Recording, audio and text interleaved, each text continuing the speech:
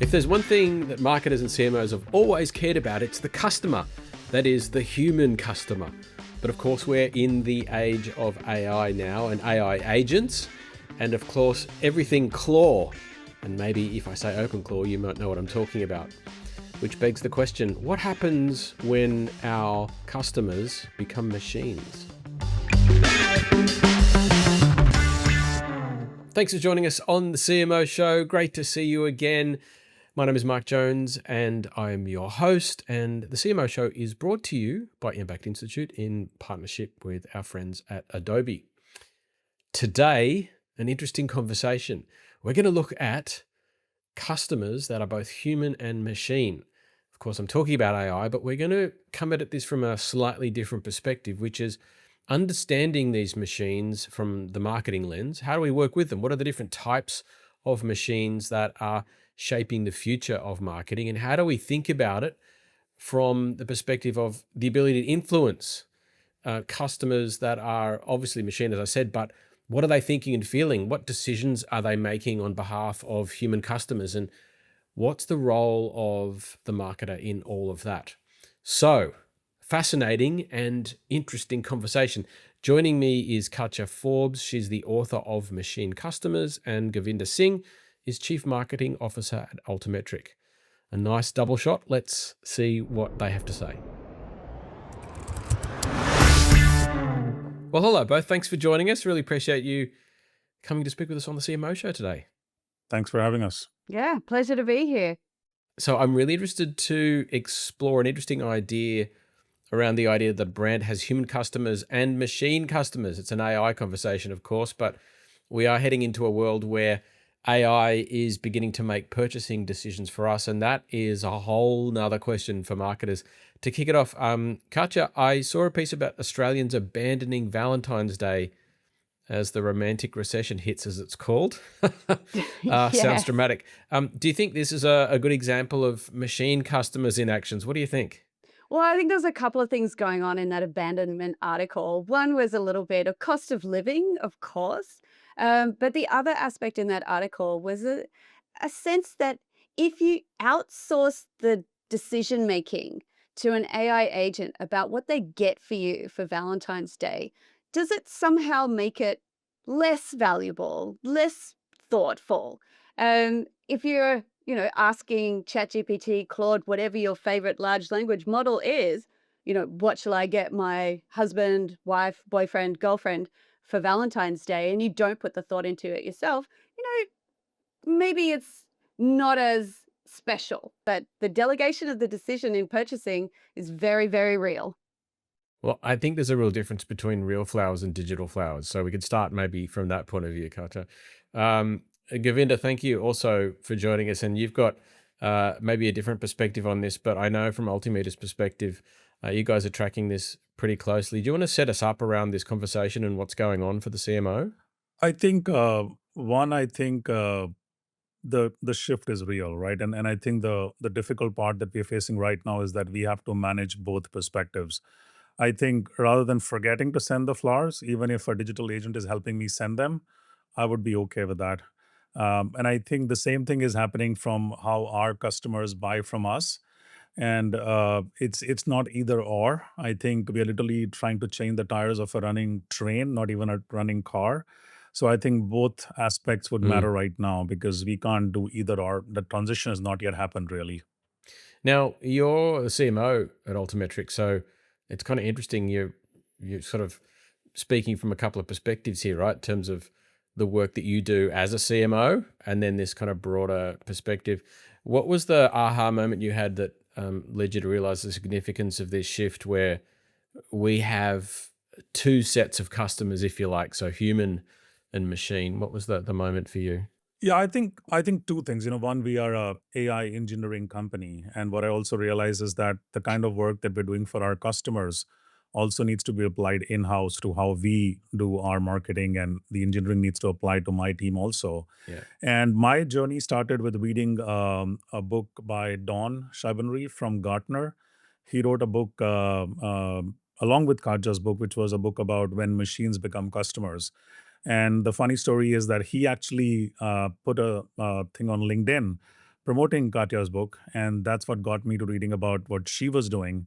And I, trust me, lost my sleep for at least 2 to 3 nights because that whole thing about, there are these agents or bots or machines out there which are going to take a decision, and are they able to read um, signals that I'm sending out there? So I think it was a practical approach. As I think about it, that how do we implement this, because this is the reality we're living with. I would say more so in B2C than B2B, but I think that transition is going to happen very soon. So that was my reckoning moment after reading her book. Katja, congratulations. Step one, get people to read your book. Step two, keep them awake with your ideas. So well done. Thank you. That's achievement unlocked, I reckon.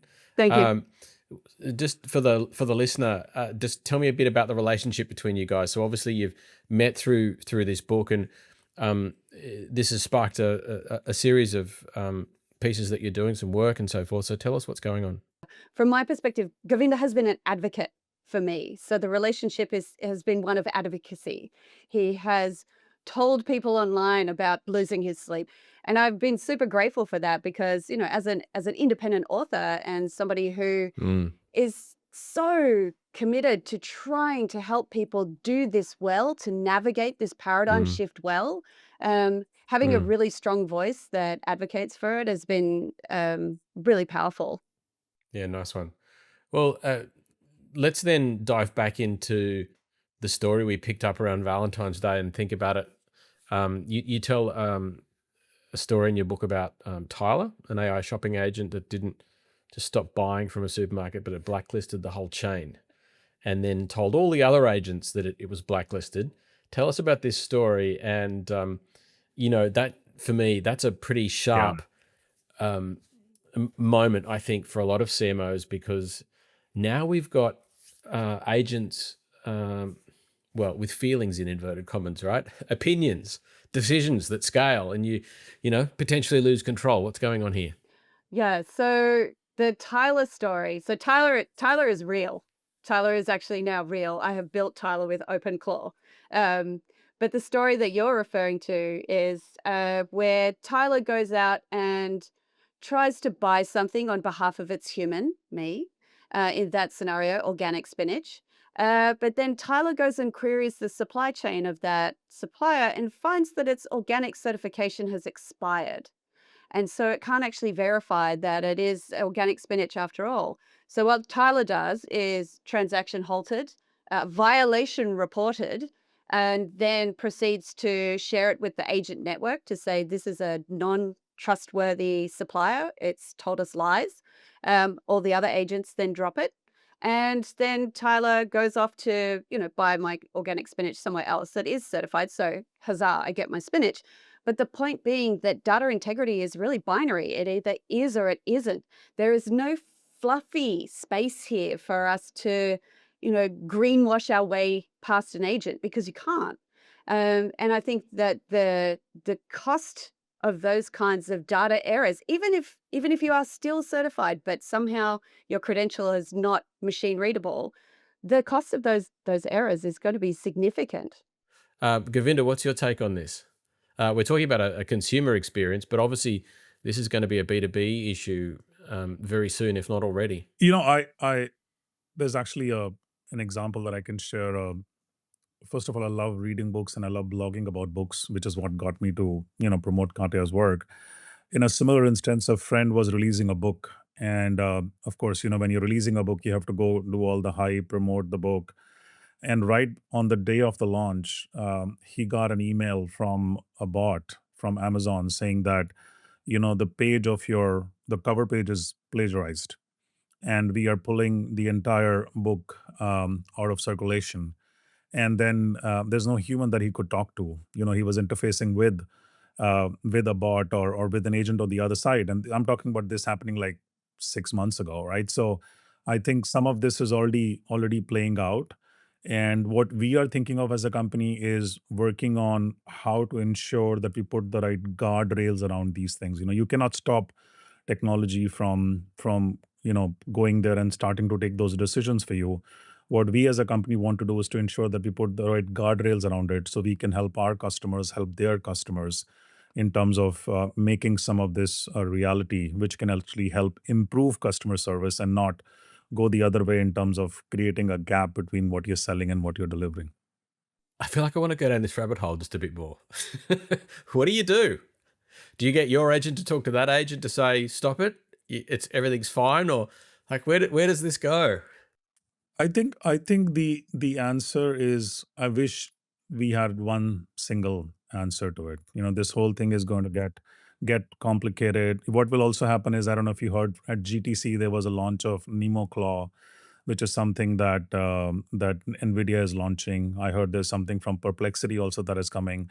So you will see this whole race towards some sort of a claw. Like, for example, the biggest question that I'm asking is, what's your claw strategy?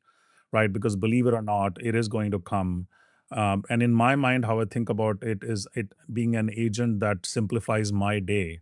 There are so many things in a day that I do, which is not the best, most productive use of my time.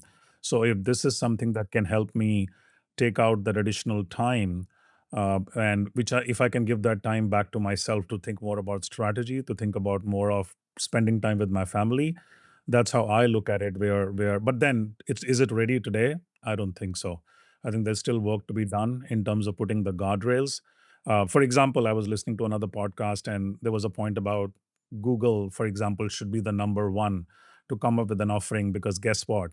A lot of my stack, my email, my Gmail, my calendar, my the maps, everything is on the Google platform. So you will see a lot of companies come up with this, some sort of a clause strategy, which we will see. Whichever is able to win the trust point, the trust is the biggest point, will be the one that will succeed.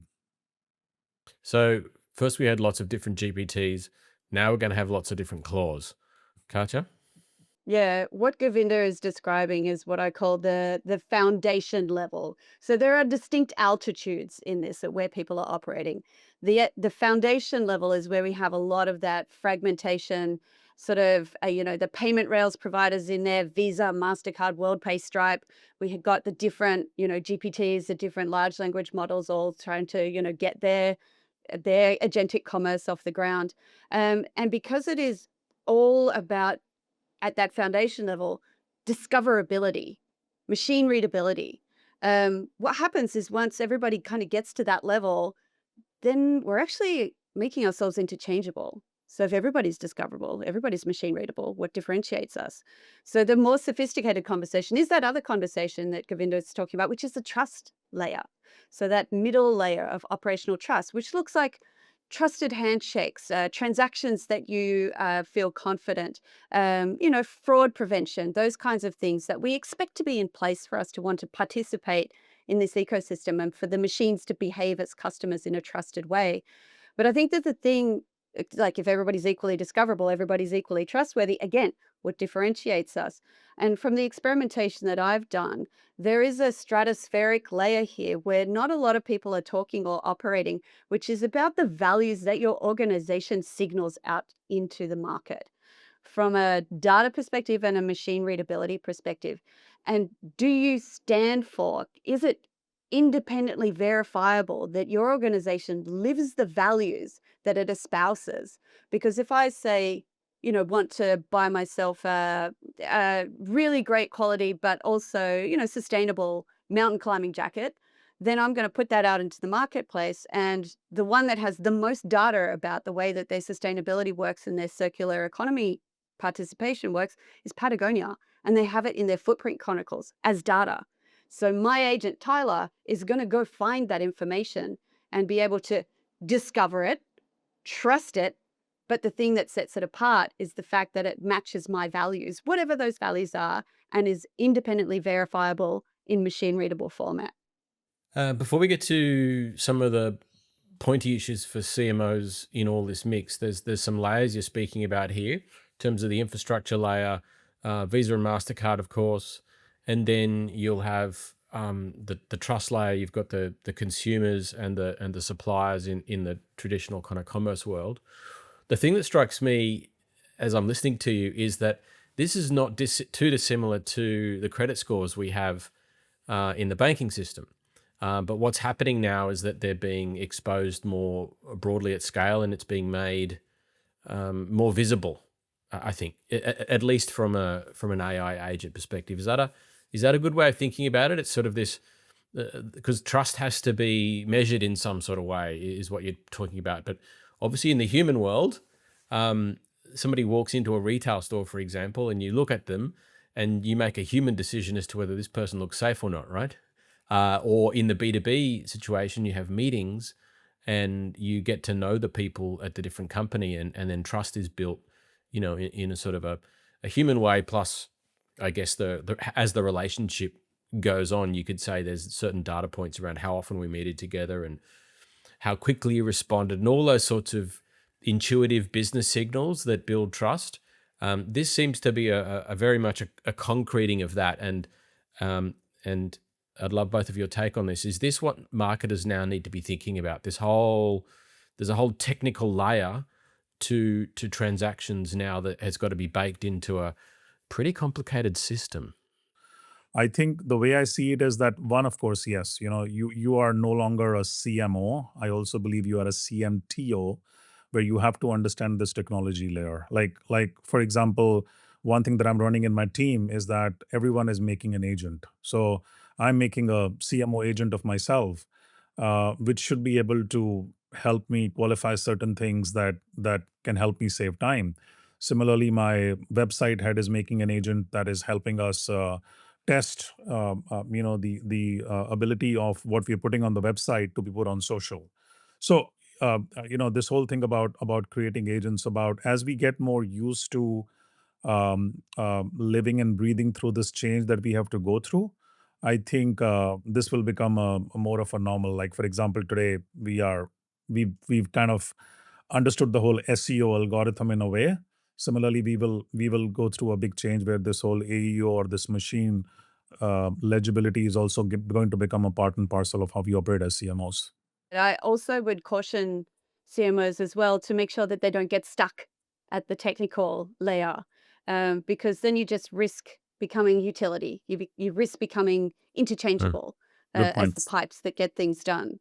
So the things that I've looked at, particularly in the marketing space, so there's two elements. One is like if we look in the 1950s when we did marketing, we talked a lot about the features of the product. Oh, here is a fridge. In the door of the fridge, there are 12 places for you to put eggs. The fridge handle works like this. And then through, 80s, 90s, 2000s, we figured out in marketing, all right, we can get feelings into this. We can get emotions into this. We can start brand storytelling. And that's the way that things have moved on. But now with I guess the data nature of AI agents requiring that information, we're kind of taking a step back to that feature specific area. And what we actually need to do in marketing, so I would this is a new thing for marketing to learn how to do, is to quantify emotional sentiment as part of the description of the products and services that AI agents can then access.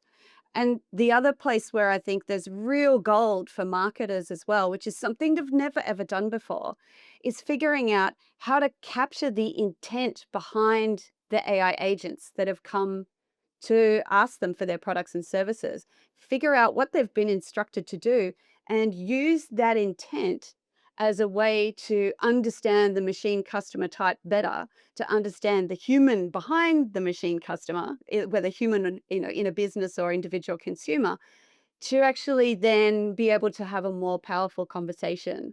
Intent capture, there's I don't think that we're particularly doing this yet. It's something that, in the organizations I'm working with, I'm trying to teach them how to do. There's considerations here. Is an intent that I express to my AI agent, is that a private conversation? Is it protected? So is there information that I'm sharing that maybe I don't want you to know about? So I think there's a bunch of ethical quandaries and questions that we have to ask there. But those would be the two really big new things for marketing: quantifying emotional sentiment to change how you do marketing to include machine customer types, and capturing the intent in order to change what you say, how you say it, and who you say it to.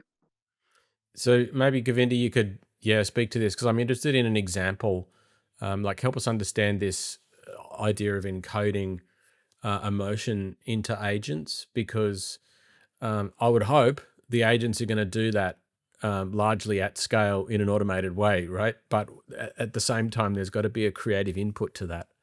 I think the first point there is, can we trust the data? Because the amount of bias that is there today, the ability of the agent to get trained, and the fact that some of that data is coming from a specific set of people that belong to a specific region in the world or a specific strata of the society. So I think that's going to be a very key factor, which will kind of delay, or where we will take more time in terms of how much we can trust these agents to be able to, or these machines to be able to understand our emotions, because they are able to understand the emotions of a specific gender or a specific type of people coming from a specific region. I would love a case study, like another scenario even. Can you maybe elaborate a bit more on that? Okay, so I've got one on the consumer side, if that's helpful. I have a collaborator in New York, a gentleman called Jeff Gibbons, who runs a company called Human Machines. Um, Jeff has done a lot of work with a major cosmetics brand around understanding how they're positioning in the market when Gemini, Claude, ChatGPT go and search for their product category. Um, what he's discovered in the research that he's done, and we're talking 250 brands that he's researched across and more than 40,000 AI queries, and proved out Wow. that the thing that determines whether you get cited or whether you get recommended is what the rest of the internet says about you. And so when we're talking about quantifying emotional sentiment as data that is machine readable, that can contribute to that elevation from citation to recommendation, it's the ability to find reviews and then quantify how somebody might have said something made them feel beautiful, or it was really effective and I felt like a better person when I used this product, that product, or the other product, or any of those kinds of emotional narratives around products. So we all know that most of the large language models use Reddit as one of their very strong sources of content, which is a place where people like to go to say things about what they think and feel. And so figuring out how to do the same type of thing intentionally through marketing rather than relying on all of the things that just get out there from an advocacy or a detractor perspective. When I experimented with this myself, I asked I asked Perplexity to go and find me a comfortable pair of flight socks. Now, Perplexity doesn't know what comfortable means. It can go and find me flight socks. It can find things that match the parameters, compression that I'm after, et cetera, et cetera. This is a bit of an old lady example, isn't it? But anyway, flight socks are really great. They're very, very good, and keep you from getting DVTs. Anyway, point being, Everybody needs them. it doesn't You understand need comfortable. you need to share the Yeah. outcome with all of us. I need those socks as well. You Yeah, that's definitely, right. like, they're very, very good. So building narrative trust versus algorithmic trust, I think, is a fascinating thing for marketers. Where, in that example, there's the machines that can start to learn over time, or the AI agents to learn over time what comfort means for you in that example, and so that will happen. But obviously, on the marketing side, we're wanting to influence both the customers directly and the agents to say, these are comfortable socks in this simple example, and here's the reasons why you can trust us to do that. So there's quite a few layers that are emerging in here, and I think obviously we're at the very early stages of knowing how this would apply, even across different industries and segments, and B2B as well as B2C. So it's very, very early, but quite clearly trust will be the key there, and who we trust, and like what's the agreed way of trusting things. I wanted to jump to the sort of the SEO to AEO part of it, because I feel like that's the next topic we should briefly touch on before we wrap up, which is that this is a very interesting take you've got here. So answer engine optimization, Gurvinder, do you want to explain what that is, how it relates to this conversation? It sounds like GEO to me, quite frankly. SEO was about getting on top of the search results. What was my rank when somebody Googled my name? AEO is about, answering engine optimization, that today if somebody would go and ask a question about, in fact, I did that right before joining in. I went to all the four models and I asked them, what do you know about Altimetrik? And it's funny, one of my channels that I use frequently said, first thing that I want to tell you is that you are the CMO of the brand. And the others. So I How, think the so it's like, why are you so asking me? You should know this. no, but I think the point is that what will happen now is that you have to be a part of the answer. It's not that you're a part of choices that somebody is making.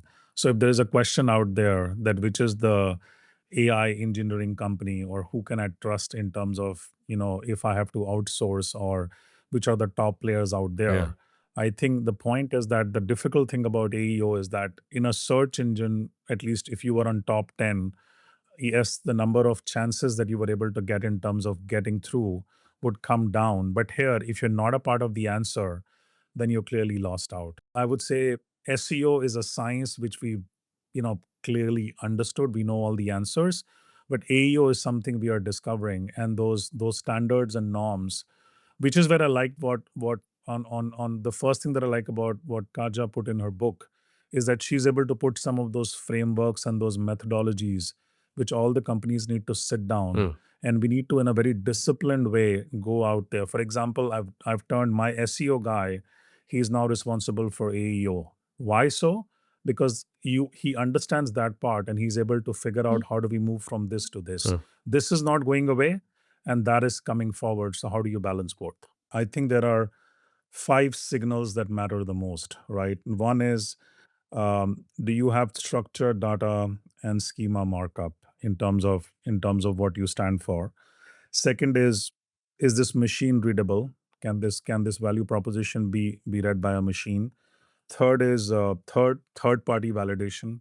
Like, to your point, Patagonia is known as Patagonia because of all that coverage that they get in terms of, how the brand stands up for what. Fourth is, you have to be very specific in terms of claiming. It cannot be a vague thing. If you're claiming to be something, can you be very specific? Like you were asking us to be specific by giving us some examples. And then the final one is consistency across all the sources, no matter where it picks the signal from, whether it's coming from Reddit or Wikipedia or YouTube. Is there a consistency in terms of that signal? And I like the simple steps there, and that makes a lot of sense. I wanted to kind of cast forward a little bit and get a sense from both of you when we start talking about a machine customer experience versus a human customer experience. What will the difference be, and what does it look like to have a great machine customer experience? I feel like you've just actually started to lay out some of the steps that we can take towards that, but I'm also interested in the experience end of it, if you will. When we talk about machine customers, I think at the moment, perhaps in our heads, we think AI agent that goes shopping for me. Machine customers is a very broad landscape, and we will see in the very near term future machine acting as customers, delegated agents, Tyler going and shopping for me, but also factories that run predictive AI and predictive AI as maintenance, that say my rotor's about to burn out, please go and buy a new rotor, autonomously through their ERP systems. So factories ordering for themselves. We're going to see cars acting as customers. Mercedes-Benz cars can already buy third-party apps through their platform, can negotiate for their own charging, pay for their own parking. So we're going to see physical AI. Anything that is autonomous will have the chance, anything that's autonomous will be able to transact. So we're talking, Caterpillar trucks in mines that need new tires that already operate on AI to get them around their locations. So I think that we're also going to see robots in home before the end of this decade. Robots are going to be able to transact on behalf of their humans, on behalf of themselves. So what we need to do from an experience perspective is figure out, okay, who are the types of what are the types of machine customers that are going to be wanting to buy our products and services, and for each one, how do we have to treat them intentionally and differently? Because me selling tires to a Caterpillar truck in a mine is different to me selling face moisturizer to a delegated Mm. agent for an individual person, is different again to me trying to answer a procurement ask from a smart city with a multi-agent network. Yeah. So I think that the intentionality and understanding that it's not a one size fits all. Katja, just on that, your book has 5 types of machine customers, right? Yes, yes, that's correct. Delegated agent, autonomous buyer, multi-agent network, co-buyer scenario, which is a lot of where we are right now with people asking large language models, what will I buy? And intermediary broker, the machine customer that sits in between the human and the product, kind of like Amazon's Rufus or Walmart's Sparky or those sorts of agents that sit on the platform. So yes, and for each one, you have to treat them differently. So, Govinda, maybe you can wrap up for us on that. There's a comment you made earlier about CMOs being, system designers and being strong on the tech. Those 5 different types seem to play into that quite nicely. What's your thought on how this is going to play out? CMOs were known to be the chief storytellers. I think we are kind of becoming the signal architect now, where my ability to one still maintain the current status quo, because guess what, the kind of contracts that I have to run, which run into multi-million dollars and multi years, are still dependent on that human angle. So you have to still balance that part. But then the 5 types of machine customers that Katja are referring to, how am I able to build signals which affect or influence those? And like I said, the structure that I said, that it's my ability to convert my signals into being machine legible. And second is, are there buyers out there that I may not be even aware of? I think I love how our book starts with someone missing, or there's a flight that gets canceled, and there is this agent that is going and booking the flight for me. It has all the rules, and that's what kept me awake. And I kept telling people that the fact that I may be the airline which that agent was not even able to get through, even though I had the best customer service, I had the best pricing, kind of keeps me awake. So I think our ability, CMOs have to play a big role in terms of understanding. Mm. One, you have to first of all appreciate, so go read her book, because that'll help you understand and appreciate, yes, this is a reality you're living with. And then go Mm. back and literally follow the framework that she has laid out. I think we really need to think about machine experience. I think that's a Mm. reality that we CMOs have to really wake up to. The last piece of advice that I would leave CMOs with is don't have your gaze firmly fixed on our Western markets to signal where this is going. And in China, over the Chinese New Year period, we saw Alibaba run the most incredible campaign where they offered 25 yuan coupons to everyone to order bubble tea. And what they did was they said, you can have this 25 yuan, but you must use our model, Quen, to order the bubble tea. What everybody did was they went to Quen, the model, they put in their location. Quen found them a bubble tea shop that was close to them. Then they customized their bubble tea to be exactly what they wanted and then bought it, and it was delivered to them. Now, this did 10 million orders in the first 9 hours and 120 million orders across the life cycle of the campaign.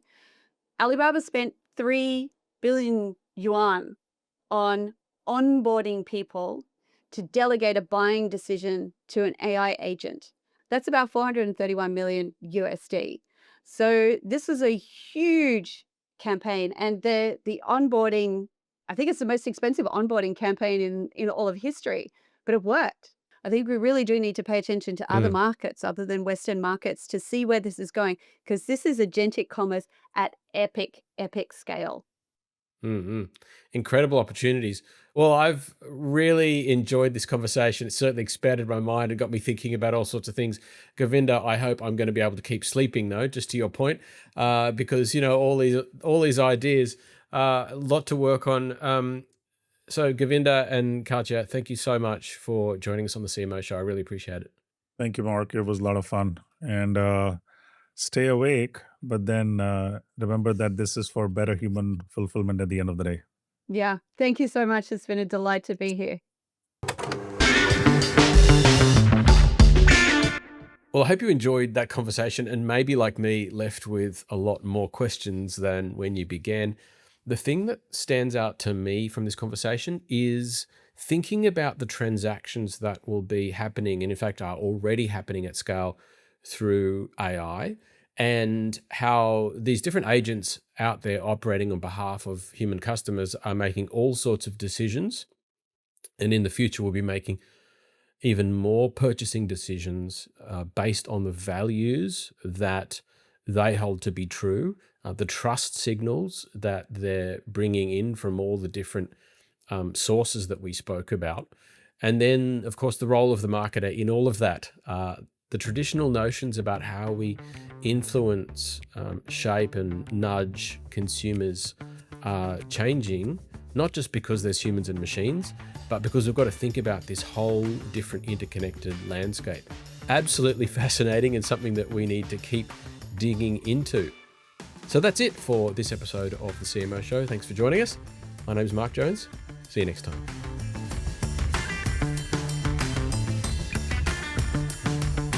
The CMO Show is produced by Impact Institute in partnership with Adobe. Impact Institute is a professional services firm for purpose-led organisations. Our unique blend of impact consulting, brand storytelling, and event services help our clients create meaningful change. This episode of the CMO Show was brought to you by your host, Mark Jones, that's me, and our producers, Niall Hughes and Kirsten Babels, and our amazing engineer, Ed Cheng. And a quick shout out to Adobe Experience Cloud, which gives digital businesses everything they need to design and deliver great customer experiences. Visit business.adobe.com to learn how Adobe can help transform your business.